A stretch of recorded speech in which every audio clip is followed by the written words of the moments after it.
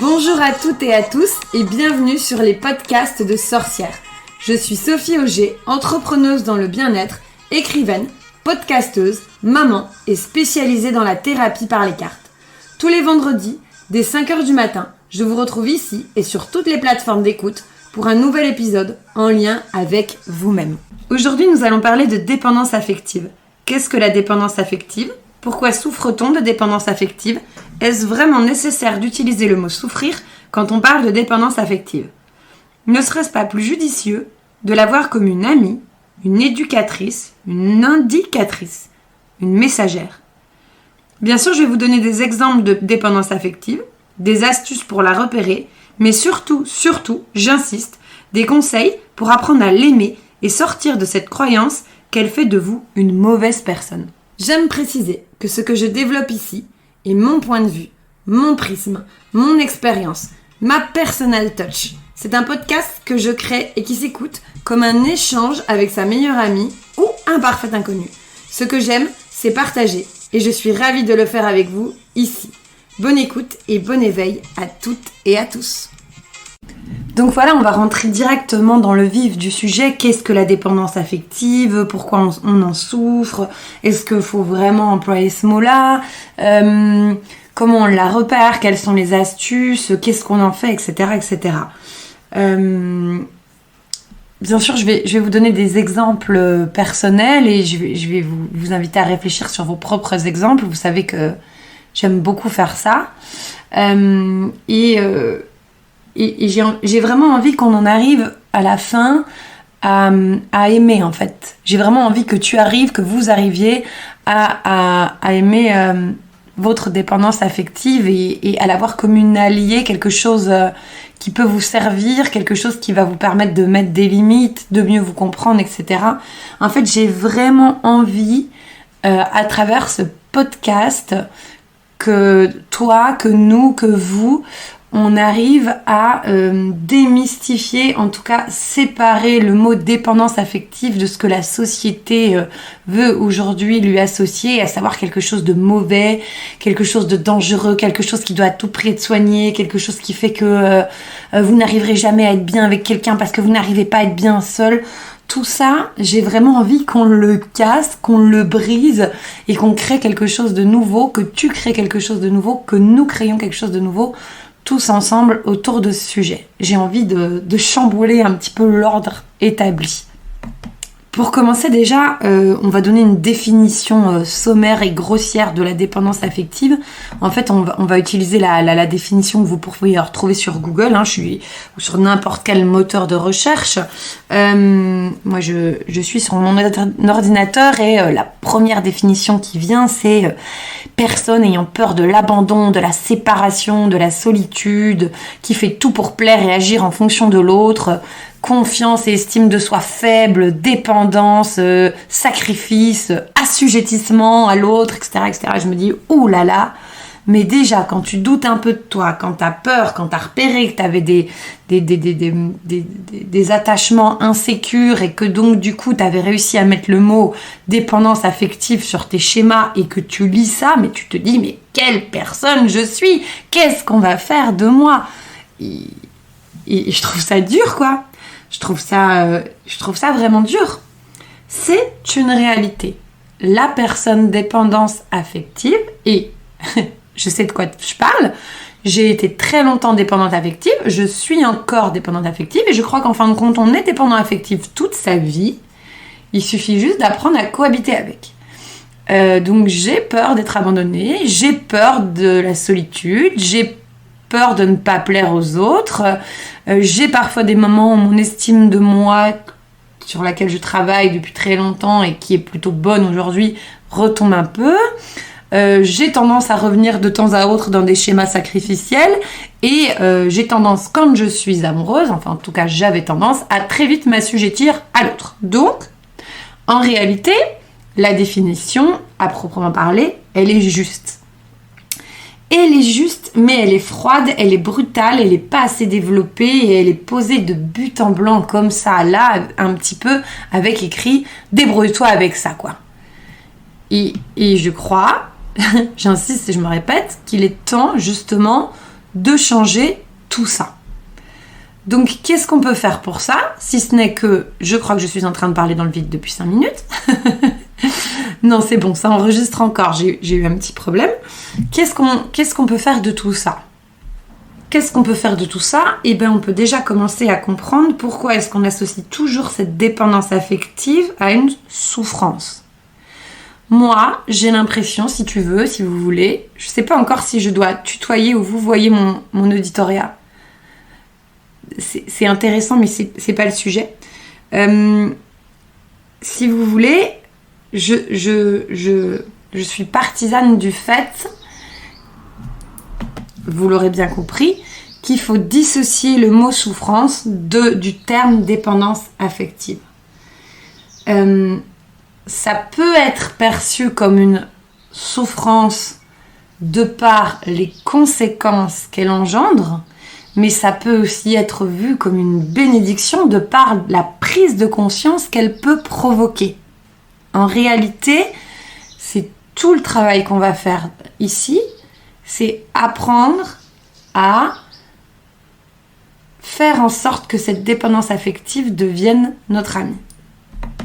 Déjà, j'ai envie que tu prennes, et je vais rester sur le tutoiement, je crois que ça va être ma nouvelle ligne directrice, et je suis enchantée de le découvrir ici en même temps que toi. J'ai envie que tu prennes une minute là, voilà, on est dans les 5-6 premières minutes de ce podcast, pour te répéter un petit mantra très utile et qui va te conditionner pour le reste de l'épisode et pour toutes les choses que tu feras après l'écoute de cet épisode en lien avec ça. Écoute et répète plusieurs fois s'il faut, ça va être très simple. J'ai pris conscience de ma dépendance affective. J'accueille ma dépendance affective. J'aime ma dépendance affective car elle fait partie de moi. J'apprends chaque jour à faire de ma dépendance affective une alliée. Voilà. Mets sur pause, reviens quelques secondes en arrière, répète, ancre-la 3 fois. Il paraît que c'est l'idéal, 3 fois, symboliquement, le chiffre 3. Répète-la. Si tu veux, écris-la sur un bout de papier. Ce que je vais te faire, c'est que je vais te la mettre en commentaire de ce podcast et tu pourras l'imprimer même. Peut-être même que je vais faire un petit mantra à imprimer. J'aime bien l'idée. Une fois que tu es là, une fois qu'on a fait ça, on peut commencer à rentrer dans les profondeurs de tout ça en reprenant tout simplement le petit listing qu'on a pu trouver en faisant notre recherche internet sur les signes en fait de la dépendance affective. Voilà. Je vais t'énoncer les signes. Tu te reconnais pas.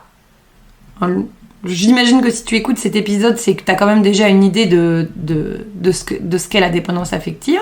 Sinon, ça peut être très intéressant et permettre de comprendre si justement tu es concerné ou non par le sujet. En l'occurrence, on a signes anxiété, épisode de dépression, difficulté à prendre des décisions, besoin de fusion avec l'entourage. Qu'est-ce qu'il y a d'autre encore? C'est tout ce que vous pouvez trouver sur internet.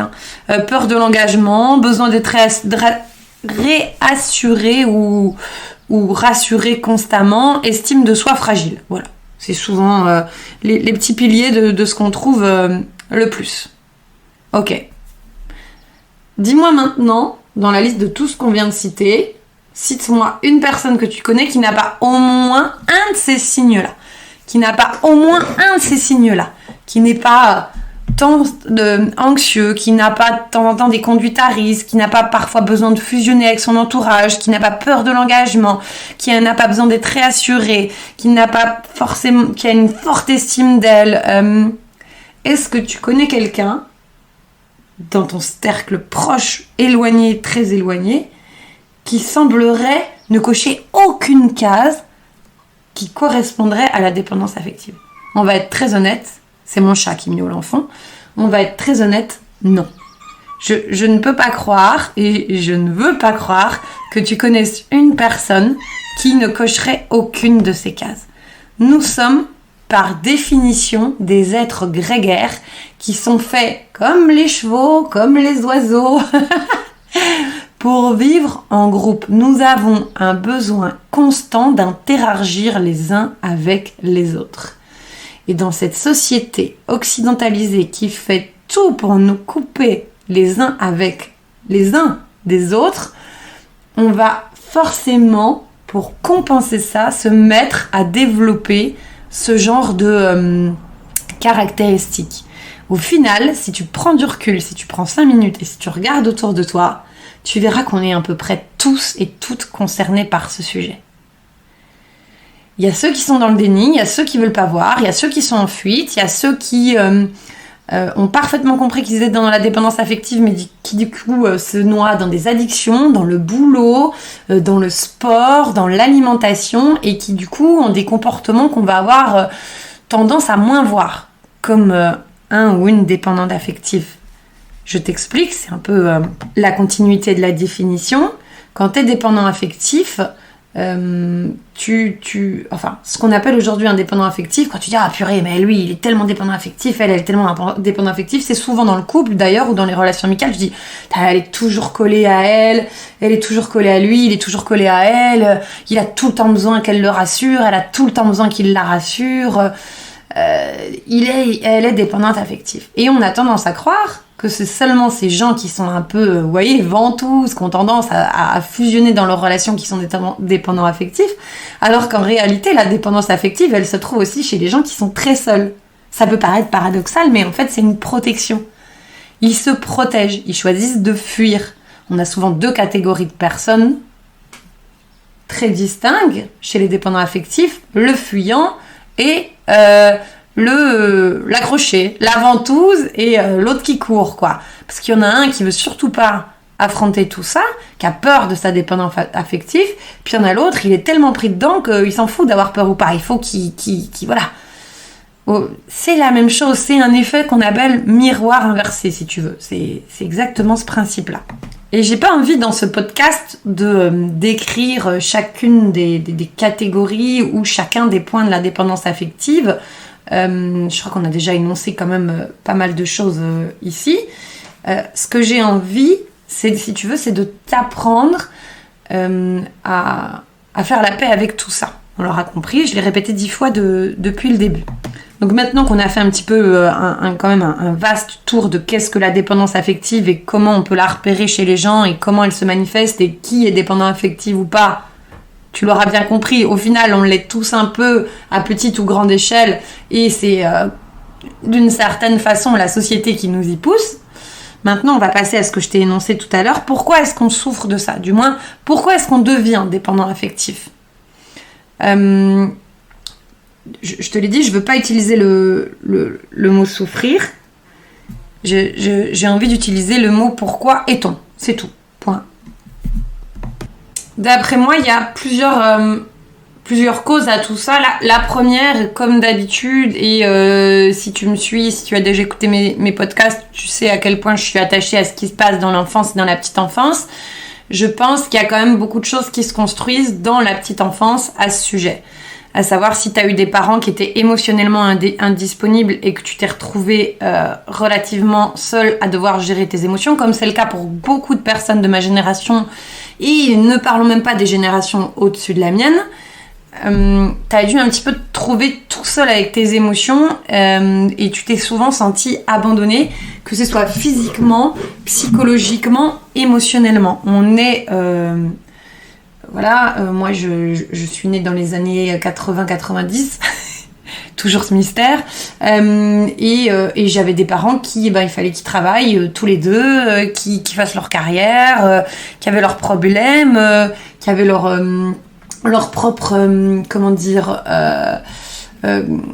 ils portaient en fait les conséquences de leur propre cheminement familial, de leur propre lignée familiale. Ils n'étaient pas du tout disponibles émotionnellement pour eux-mêmes, donc ils n'étaient pas du tout disponibles pour moi. Mais je sais que je suis absolument pas seule dans ce cas, et si tu m'écoutes, je pense que ça va résonner un peu en toi, forcément. À partir du moment où dans l'enfance, tes besoins les plus importants n'ont pas été remplis, tu crées des carences, et ces carences mènent à la dépendance. Qui dit carence dit besoin de combler ses carences, dit dépendance. C'est un petit peu un raccourci, parce qu'on va voir justement après que tout ça, ça peut se déconstruire. Ça rejoint, si tu ne l'as pas écouté, je t'invite vraiment à l'écouter, mon podcast sur les croyances limitantes. Donc, pour continuer sur notre sujet, quand tu étais petit, t'avais envie de raconter tes journées d'école, t'avais envie de raconter ce qui s'est passé avec tes copains et tes copines, tu te retrouves à table avec tes parents, et là, en fin de compte, tu te rends compte qu'on t'écoute pas, on t'entend pas, on te voit pas, entre eux, ils parlent de leur boulot, de leurs problèmes, de leurs impôts, de leurs factures, de leurs soucis, des entreprises dans lesquelles ils veulent investir, peu importe ton milieu socio-culturel en fait. Peu importe si tes parents viennent d'un milieu précaire ou d'un milieu très aisé, souffrir d'un manque n'est pas lié à un manque monétaire, Parce que dans ces cas-là, tous les enfants qui ont vécu dans l'opulence seraient super équilibrés et je suis sûre que si tu regardes autour de toi, c'est absolument pas le cas. Nous, on manquait pas spécialement d'argent, même si mes parents avaient tout le temps peur d'en perdre. Par contre, comme ils avaient tout le temps cette peur-là, ils étaient obsédés par ça, ils pensaient qu'à ça. Et moi, je me retrouvais là au milieu avec zéro attention, tu sais, bon, je suis là. Aujourd'hui à l'école j'ai fait ci, à l'école j'ai fait ça. Non, ça vous intéresse pas? Bon. Et du coup, en fait, tu te mets à être vide. De plus en plus vide et à te sentir vide. Parce qu'en fin de compte, tu pars du principe quand t'es enfant que si on te donne pas d'attention, tu mérites pas de l'attention. Donc, tu vas chercher à créer de l'attention par d'autres moyens, par d'autres systèmes. Soit tu vas souvent faire mal, soit tu vas souvent tomber malade, soit tu vas être celui qui va faire plein de conneries, soit tu vas être énormément dans la séduction, soit tu vas être le guéluron, ça c'était un peu moi. Mais en attendant, tout ça c'est des masques, et à l'intérieur il y a un vide qui s'est creusé et qui se creuse au fil des années et qui fait que avec toi-même tu vas jamais te sentir rempli. Tu vas toujours avoir besoin d'aller le remplir, et toi, tu vas choisir d'aller le remplir chez les gens. Tu vas attendre l'approbation des gens, tu vas te soucier du regard des gens et tu vas rentrer dans des relations très fusionnelles parce que tu vas vouloir recréer de manière inconsciente la famille que tu n'as pas eue. Donc moi, je m'adresse principalement au profil de personnes que j'ai qualifiées de ventouses. Je ne m'adresse pas dans ce podcast spécialement aux fuyants, puisque le fuyant n'a déjà pas vraiment conscience d'être dans la dépendance affective, qu'il ne veut pas en entendre parler, qui ferme la porte à sa problématique et qui la noie ailleurs. Moi, je m'adresse vraiment aux gens qui ont pris conscience de ça, qui voient les schémas qui répètent, etc., etc. Donc, tu te reconnais dans la manière dont tu vas très jeune te mettre en couple ou très jeune développer des relations amicales fusionnelles. Tu vas avoir des amis avec qui tu vas limite te fondre en mode jumeaux, et des relations de couple très tôt. Tu vas avoir très tôt envie d'être en couple, tu vas avoir très tôt envie de refonder une famille. Tu peux même être d'ailleurs parent très tôt. Moi, en tout cas en ce qui me concerne, si j'avais pas eu d'autres problématiques émotionnelles à gérer, je pense que j'aurais été le genre de personne à avoir un enfant à 14 ans, parce que j'étais tellement et j'avais tellement besoin de recréer quelque chose que j'ai eu le sentiment de pas avoir, que voilà, j'aurais pu arriver à cet extrême-là. Quand je dis extrême, c'est parce que pour moi, selon mon prisme, ça me semble complètement insensé d'avoir un enfant à 14 ans. Il y a des gens qui ont des enfants à cet âge-là et qui s'en sortent très bien. Il y a des gens qui ont des enfants à 40 ans et qui s'en sortent absolument pas. Donc je vais surtout pas commencer à rentrer dans un système de jugement. En tout cas, voilà. Tu vas très vite t'accrocher, tu vas très vite avoir beaucoup d'attentes sur les personnes en face, parce qu'en fin de compte, tout ce dont tu as manqué, tu vas espérer le trouver ailleurs, parce que tu vas avoir le sentiment que comme ça n'a jamais été rempli chez toi, tu n'es pas digne d'être rempli. Tu me suis ? Et ça va devenir une souffrance en soi, dans le sens qu'en fin de compte, les gens avec qui tu vas t'accrocher, ils pourront jamais t'apporter ce que toi-même tu dois t'apporter. Tu vois ? Je te donne un autre exemple. J'ai pas forcément envie de parler de couple, bien qu'il y en aura aussi des exemples dans ce genre-là. T'as une fille et t'as une fille, oui, merci. et t'as une amie. Tu rencontres une personne, pam, ça match immédiatement. Vous découvrez 1001 points communs, ou pas du tout, mais en tout cas, il y a une énergie entre vous qui fait que, waouh, vous passez tout de suite beaucoup de temps ensemble, vous vous racontez tout, vous partagez tout. Vous vous confiez tout, vous passez beaucoup de temps ensemble, vous partez en vacances ensemble, etc., etc. Et à un moment ou à un autre, ça clash. Tu sais pas pourquoi, mais ça clash. Elle a l'impression que tu lui en demandes trop, ou t'as l'impression qu'elle t'en demande trop. Elle a l'impression que tu lui donnes pas assez, ou t'as l'impression qu'elle te donne pas assez. Ça, c'est typique souvent sur les parcours de dépendants affectifs. C'est la rencontre, la fusion, la relation qui devient incroyable, magique. On a tout le temps envie d'être avec la personne, que ce soit en couple, en amitié. On fait tout ensemble.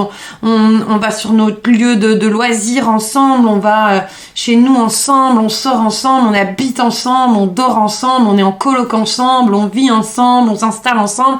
On se marie tout très vite en fait. Souvent, c'est quand même... voilà, le principal truc, c'est que ça va très vite. Et puis un beau matin, tu sais pas pourquoi tu te réveilles, tu la déçois, tu le déçois, il te déçoit, tu le déçois.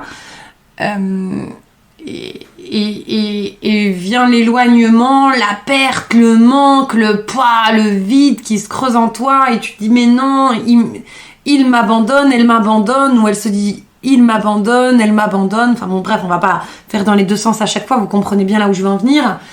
Tu comprends bien là où je veux en venir.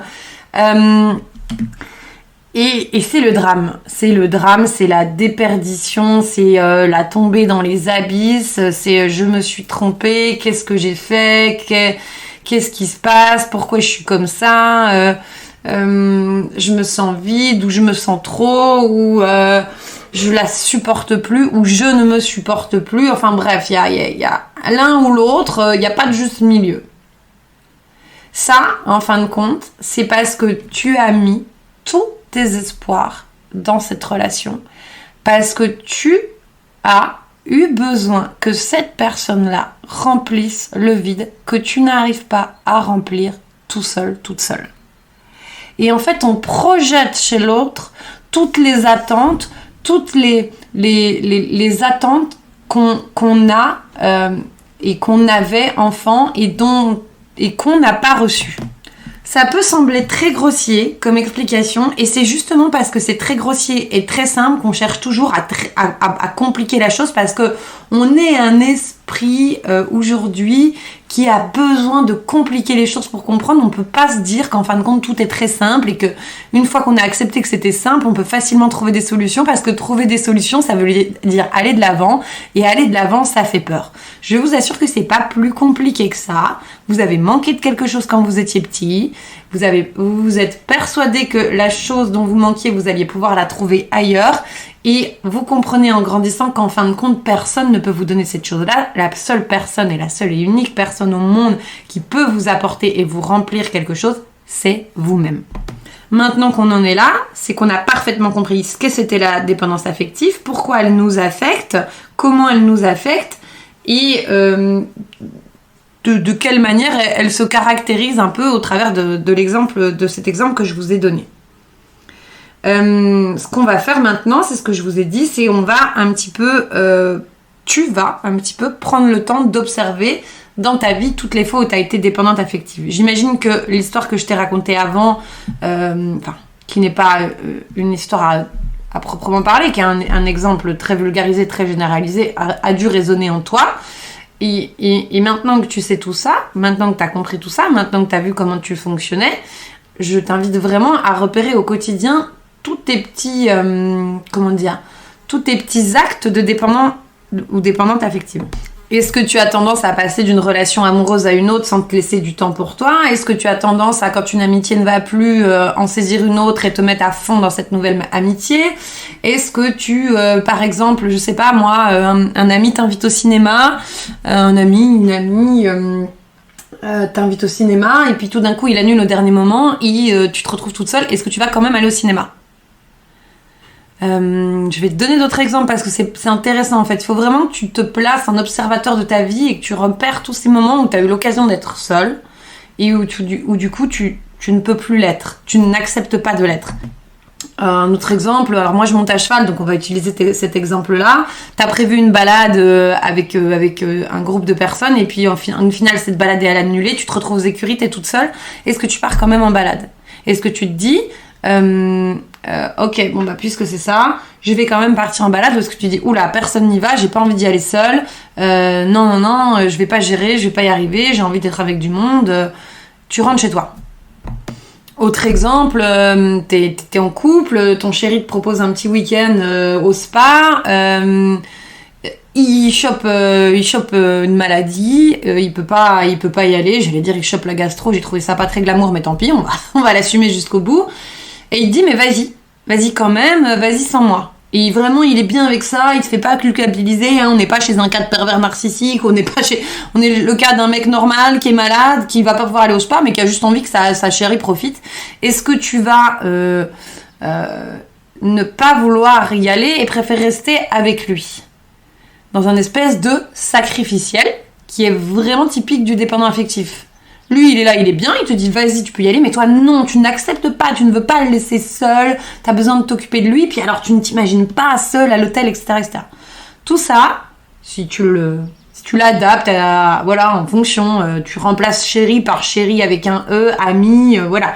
Tout ça, c'est des petites situations du quotidien qui sont de la dépendance affective, qui touchent tout le monde. J'insiste vraiment sur ce qui touche tout le monde pour qu'on arrête de mettre les gens dans des cases et que tu arrêtes de te sentir seul face au reste du monde et que voilà, que tu prennes bien conscience qu'en fin de compte, c'est un schéma qui se retrouve chez beaucoup de personnes. Bref, en tout cas, si tu coches toutes ces petites cases-là, si tu prends du recul, si tu observes plein de petites scènes, si tu vois plein de petits exemples comme ça qui te viennent en tête, c'est génial. Je t'annonce tout de suite que c'est pas du tout une mauvaise nouvelle. Je t'annonce que c'est super à partir de maintenant, à partir d'aujourd'hui, après avoir récité 3 fois ce petit mantra que je t'ai mis en début de podcast, tu vas pouvoir te servir de ça comme une alliée. On y est, on arrive à la partie la plus intéressante pour moi de ce podcast. Comment transformer tout ça en quelque chose qui va me faire du bien. Donc, qui va te faire du bien. C'est plutôt comme ça que je devrais le dire. Ok, alors en fin de compte, c'est très simple. C'est toujours très simple avec moi, tu l'auras remarqué. C'est très simple. Une fois que tu as repéré tous ces petits schémas, une fois que tu en as pris conscience, une fois que tu as récité ton petit mantra, une fois que tu as fait la paix avec tout ça, une fois que tu as bien compris que tu n'étais pas seule et que du coup, il fallait arrêter de te fustiger et de t'enfoncer des coups de couteau dans le dos en disant « Je suis une mauvaise personne, je suis dépendante affective, je ne vais jamais m'en sortir », eh bien, tu vas pouvoir mettre en place des petits rituels d'observation, des petits rituels disciplinaires, comme j'appellerais ça, pour petit à petit revenir à toi, revenir à ton centre, revenir à tes préoccupations, revenir à l'amour de toi, et du coup, te détacher des gens pour te rattacher à toi-même. Tu vas devenir ta propre petite ventouse. Et je t'assure, crois-moi, il n'y a rien de plus agréable au monde que d'apprendre à devenir sa petite ventouse, puis apprendre à aimer devenir sa petite ventouse, puis finalement aimer tout court être sa petite ventouse. Et je te souhaite vraiment, et je sais que tu vas y arriver, puisque si je fais ce podcast et si tu écoutes ce podcast, c'est que déjà tu as envie de. Alors bon, tu vas te dire, elle est bien gentille Sophie, ok, on a tout compris, on a tout développé, on a tout analysé, elle me dit que ça va être simple, mais concrètement, on fait quoi? Concrètement, qu'est-ce qu'on fait? Concrètement, on revient à ce que je t'ai donné comme exemple avant. Tu vas te placer en observateur de chacune de tes journées, s'il faut, tu le fais heure par heure, et tu vas essayer de repérer sur, je sais pas moi, tu peux te fixer comme délai, tu peux te fixer un mois. Je dis ça comme ça, hein, au hasard, j'ai pas du tout réfléchi, j'ai fait un plan pour mon podcast, mais sur ce sujet-là, j'ai pas fait de plan, enfin, sur cette partie-là. Tu te fixes un mois pendant lequel tu vas observer ton quotidien de dépendance affective. Si ça te fait peur, tu peux commencer par la fin de la semaine, une journée, etc. En fait, mets-toi à l'aise avec ça. Surtout, ne te mets pas la pression, genre à la fin de l'année, il faut plus que je sois dépendante affective, à la fin du mois, il faut plus que je sois dépendante affective, puis alors encore moins à la fin de la semaine. On reste dépendant affectif toute sa vie, on apprend juste à vivre avec.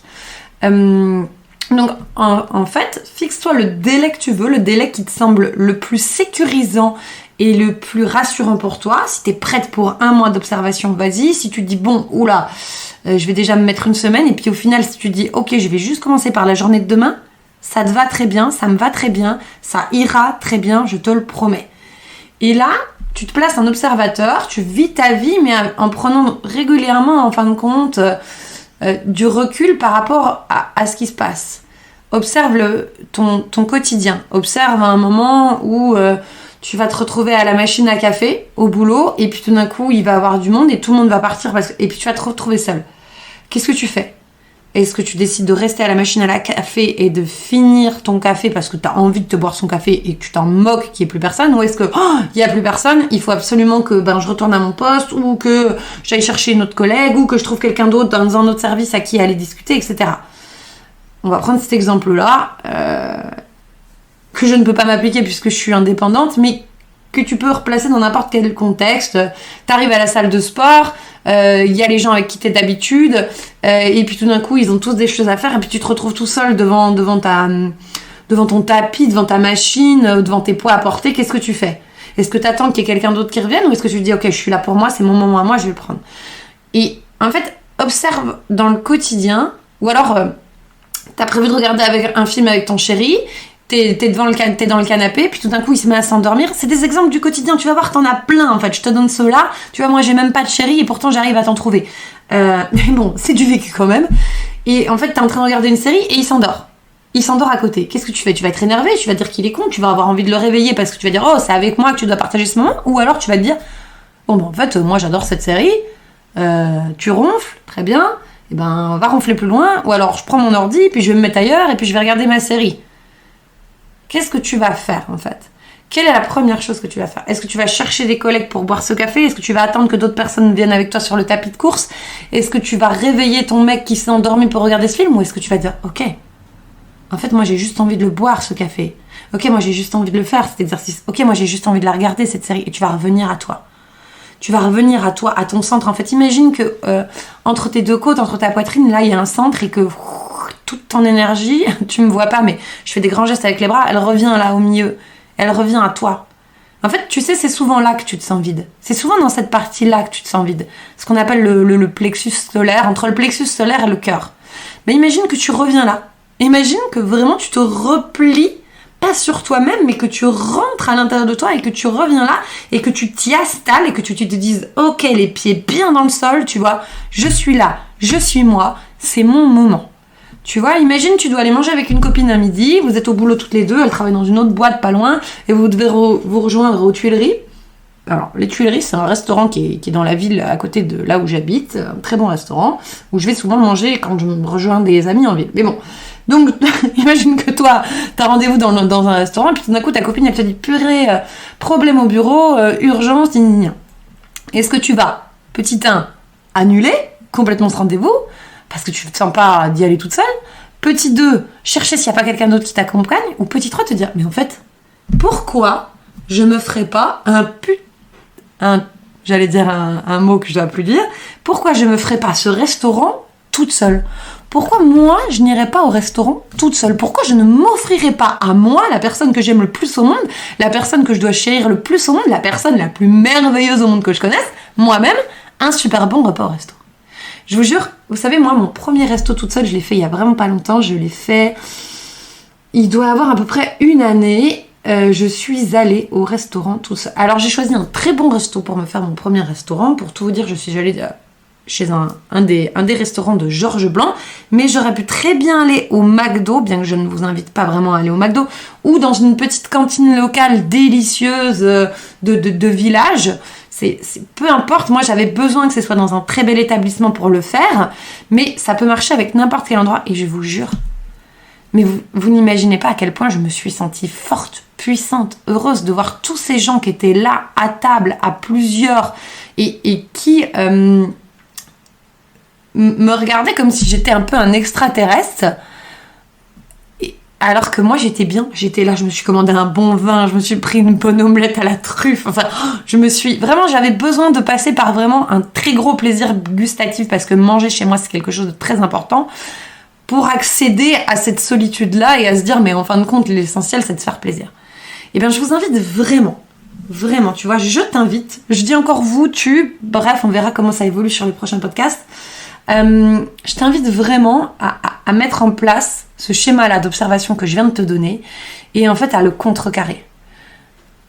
Limite à t'obliger et à te discipliner. Commence par observer sur un jour, une semaine, un mois, toutes les fois où tu le fais, ne change rien. Ne change rien tout de suite, ne va pas plus vite que la musique. C'était une pression de ma mère ça. Ne va pas plus vite que le rythme de la vie. Le temps est une illusion et il ne faut pas vouloir le forcer. Accepte ton rythme à toi. Donc si tu sens que tu peux t'observer sur un mois, observe-toi sur un mois. Si tu sens que tu as besoin et que tu peux t'observer sur une semaine, fais-le. Si tu sens que ça peut durer 15 jours et que tu peux déjà mettre en place des choses dans 2 jours, fais-le. Je le répète.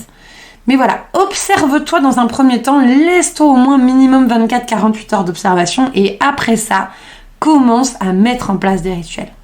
Quand tu as commencé à voir tes mécanismes, à observer le truc du restaurant, du cinéma qui est annulé, de la machine à café, de la salle de sport, du mec qui s'endort devant le film, que tu as vu tout ça, je pense quand même que l'idéal c'est d'observer pendant une semaine. Vraiment, je t'invite à le faire au minimum pendant une semaine. La semaine d'après, tu t'enclenches et tu commences à contrecarrer. Ok, il s'est endormi, très bien. Eh bien, je vais regarder mon film jusqu'au bout, je vais m'y obliger, même si j'ai envie de le réveiller, même si je me sens pas en sécurité dans le salon, même si je me sens toute seule. Ok, je suis à la machine à café, j'ai rien à dire, j'ai l'impression que j'ai rien à me dire, j'ai l'impression que je suis inintéressante, j'ai l'impression que je suis vide. Non, je vais ancrer les pieds dans la moquette pourrie du 3e étage, service facturation, et je vais rester devant cette machine et je vais savourer mon café, même s'il est dégueu, même s'il est chimique, parce que je l'aime et que c'est mon moment à moi. Discipline-toi. Discipline-toi une journée, discipline-toi 2 journées, discipline-toi 3 journées. Et en fait, notre cerveau, notre inconscient, notre être dans sa grandeur totale, il marche par... c'est un ordinateur, tu es un ordinateur, un ordinateur avec des émotions. Et en fait, tu peux te reprogrammer à volonté. CF, mon podcast sur les croyances limitantes que je te réinvite encore une fois à réécouter. Tu peux tout reprogrammer. Et en fait, c'est pareil aussi pour ça. Donc... à partir du moment où tu vas rentrer dans une discipline où chaque jour tu vas faire des petites choses après avoir bien pris le temps de t'observer, des petites choses pour modifier tout ce que tu auras pu observer, ça va devenir une discipline. Puis petit à petit, ça va devenir quelque chose pour lequel tu vas plus te forcer. Puis petit à petit, ça va devenir un état que tu vas commencer à apprécier. Puis petit à petit, tu vas même te mettre à chercher des moments où tu vas pouvoir te dire « Oh, c'est super! Voilà une occasion pour laquelle je vais pouvoir retester. » Et puis un jour, tu vas te réveiller et tu vas dire « Mais en fait, je suis tellement bien. Je suis tellement bien quand je suis avec moi. » Et là, tu auras absolument tout gagné.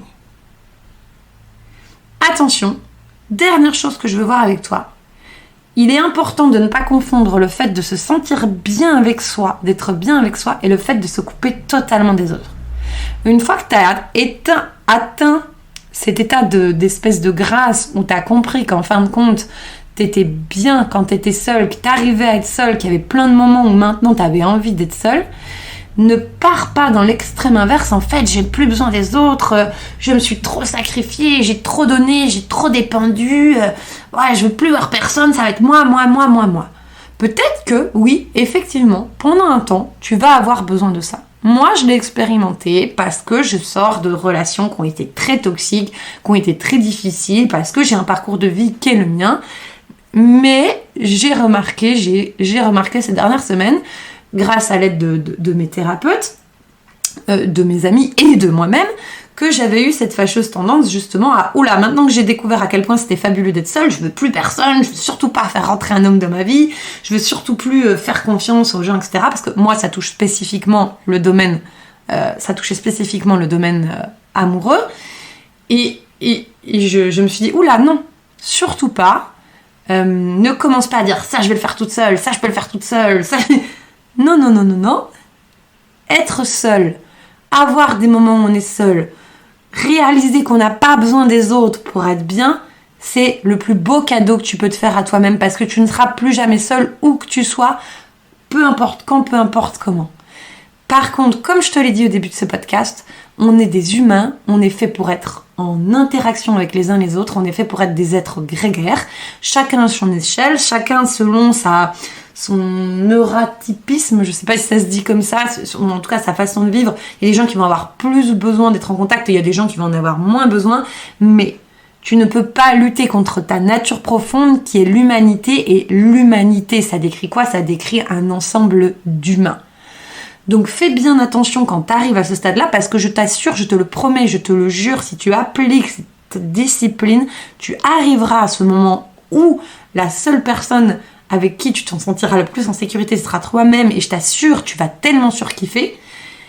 Mais ne tombe pas dans le piège inverse de « Ok, comme je surkiffe n'être qu'avec moi, je ne veux plus voir personne. » Ça, c'est une fuite. C'est une peur, et c'est souvent lié au fait de « Maintenant que j'ai appris à être bien avec moi-même, souvent, j'ai été quand même blessée dans mes relations précédentes, amicales, professionnelles, amoureuses.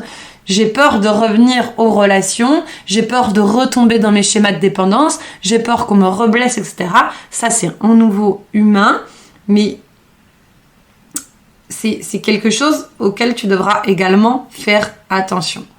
Il faudra te faire confiance. Mais tu vas être dans un tel niveau de confiance de toute manière avec toi-même que tu vas te souvenir de ça, que tu vas repérer les moments où justement tu auras tendance à plutôt dire non, je vais voir personne, je suis très bien toute seule. Tu vas différencier le je fuis, je suis grognon, je suis gna de j'ai juste envie d'aller me faire une petite balade, de boire ce café, de faire ce restaurant seul et je suis contente. Ou Doudou s'est endormi à côté de Netflix, c'est pas grave, je vais regarder quand même ma série. Voilà. Et ça, c'est vraiment un petit avertissement que je te donne parce que je le sais, je l'expérimente et je voudrais pas que justement tu partes dans cet extrême-là. Mais bon, en l'occurrence, et je me répète, à partir du moment où tu en es arrivé là et où tu as appris à t'observer et où tu as appris à connaître ce moment-là, tu seras assez intelligent pour faire la différence entre le moment où tu as juste envie d'être seul et où tu es bien et le moment où, là, je me ferme un petit peu trop au monde, je vais me booster, je vais aller... alors moi, je dis aux écuries parce que c'est là où j'aime bien aller voir des gens. Je vais aller à cette expo où on m'a invité, je vais aller... Voilà. Pas non plus dans le sens de je me force à aller à des trucs où j'ai pas envie, mais des choses où tu sais que t'es bien, des choses où il y aura des gens que t'aimes bien. Voilà, parce qu'il faut pas... Mais laisse-toi ton temps. En fait, laisse-toi ton rythme, fais-toi confiance. Ce qui compte surtout, c'est d'arriver à trouver ce juste milieu, d'être dans cette espèce de forme de waouh, en fait, merci, ma dépendance affective me montre toutes les petites choses sur lesquelles je dois faire un petit travail, un petit travail de discipline, un petit travail sur moi-même pour revenir à moi. Et franchement, serre-la dans tes bras, dis-lui merci. Dis-lui merci parce qu'en fait, elle va t'amener vers ce qu'il y a de plus beau, elle va t'amener vers l'amour de toi. Parce qu'une fois que tu l'as observée, une fois que tu l'as comprise, une fois que tu l'as repérée, une fois que tu la travailles et que tu te disciplines pour faire ami avec elle, à un moment, tu pourras lui dire merci. Merci ma chère dépendance affective parce que grâce à toi j'ai appris à m'aimer, grâce à toi j'ai appris à être dépendante de moi et à aimer les autres pour ce qu'ils sont et non pour ce que je voudrais qu'ils m'apportent. Et là, tu sais comment ça s'appelle? Ça s'appelle la complétude et je te souhaite la bienvenue dans cet état de grâce.